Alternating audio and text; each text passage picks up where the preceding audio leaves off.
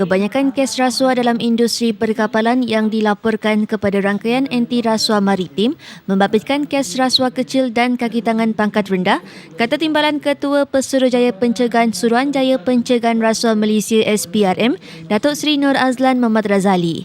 Menurutnya, SPRM menerima maklumat dan aduan membabitkan kesalahan seperti menerima dan memberi rasuah, salah guna kuasa dan kes berkenaan sedang disiasat.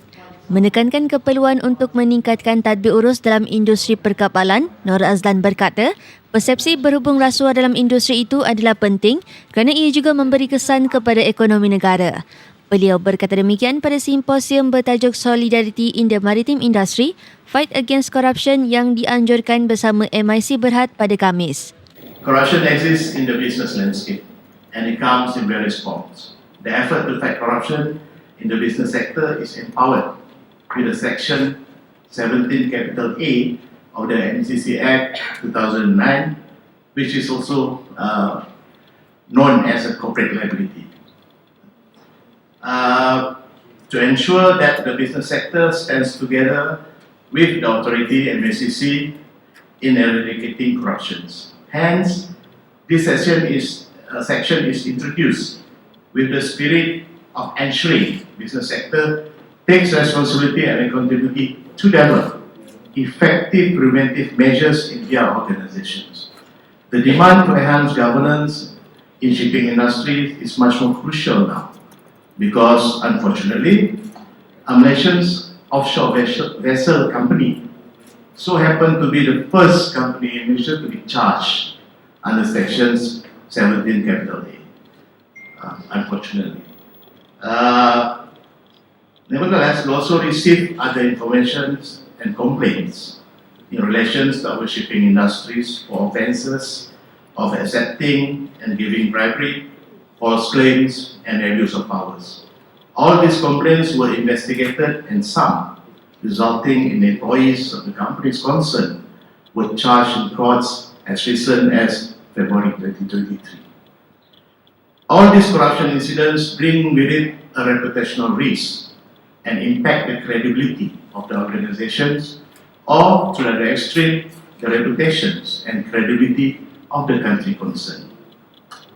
As maritime industries, which include the activities of port, shipping and marine transport, contributes about 40% of Malaysia's GDP, the importance of these industries to our nation economy is undisputable.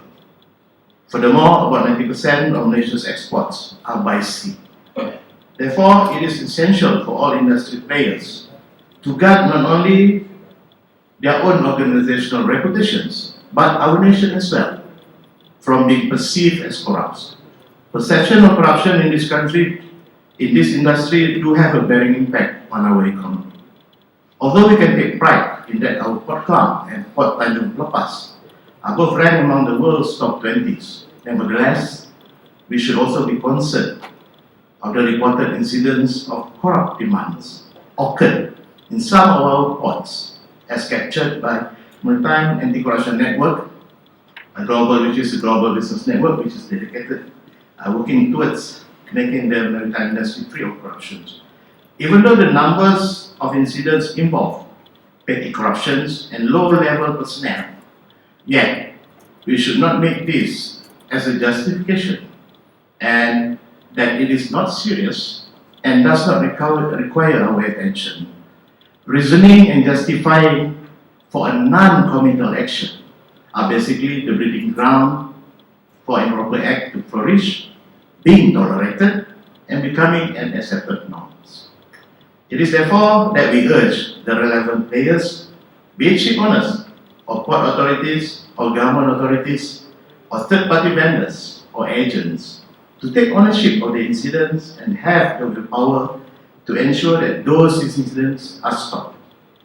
We acknowledge and are very much encouraged to notice a downward trend of such incidents, and we hope all the players will further step up their efforts to make our ports totally free of corrupt incidents.